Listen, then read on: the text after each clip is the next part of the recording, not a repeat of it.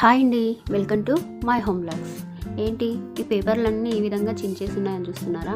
నేనే చించానండి. ఎందుకు అంటే మన ఇంట్లో పాత చాటలు ఉంటాయి కదా, అవి ఖరాబ్ అయిపోయి ఉంటాయి కదా, దాన్ని ఏ విధంగా కొత్తగా మార్చుకోవాలో చూపిద్దామని అనుకుంటున్నాను. ఒక బౌల్లో ఇలా వాటర్ పోసుకొని ఈ పేపర్లన్నీ ఇందులో నానబెట్టేసుకోవాలండి.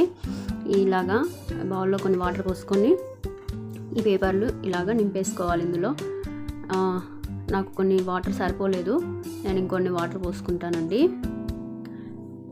ఈ విధంగా ఇంకా కొన్ని వాటర్ పోసుకొని మంచిగా ఇవన్నీ నానబెట్టుకోవాలి. ఆ తర్వాత మనకు మెయిన్ ఇంగ్రీడియంట్ మెంతులండి. మెంతుల్ని కూడా ఈ విధంగా మనకు వాటర్లో తీసుకోవాలి.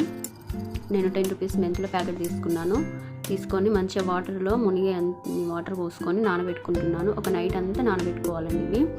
తర్వాత ఇదిగో చూడండి, ఇలా ఉన్న పాత చాటని నేను కొత్తగా మార్చబోతున్నాను. ఈ మెంతుల్ని మంచిగా మనము తెల్లవారిన తర్వాత గ్రైండ్ చేసుకోవాలి. ఒక మిక్సీ జార్ తీసుకొని అందులో మెంతులు పేపర్ వేసుకొని గ్రైండ్ చేసుకున్నాను ఈ విధంగా. ఇందులో కొంచెం పసుపు వేసేసుకోవాలి. ఆ తర్వాత ఒక బౌల్లోకి తీసుకున్నాను. ఇప్పుడు చూడండి, పాత చాట ఇదంతా నేను మళ్ళీ కడిగేసుకొని మొత్తం తీసేసుకున్న తర్వాత ఇది అంతా మిశ్రమం ఇదంతా మళ్ళీ చాటకు పెడుతున్నాను. ఈ విధంగా మనకి ఎడ్జెస్ ఎక్కడెక్కడైతే హోల్స్ ఉన్నాయో అవన్నిటిని మనం నింపేసుకోవాలండి.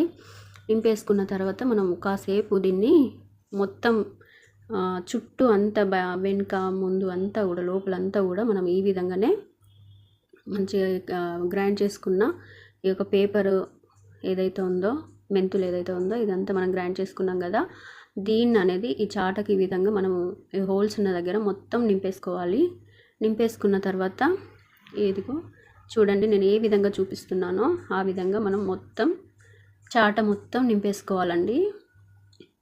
మనం పడేస్తూ ఉంటాం కదా పాతగా అయిపోయిన చాటలు, అలా పడేయకుండా ఈ విధంగా చేసుకుంటే మళ్ళీ మనకు ఒక సంవత్సరం పాటు చాట మంచిగా ఉంటుంది.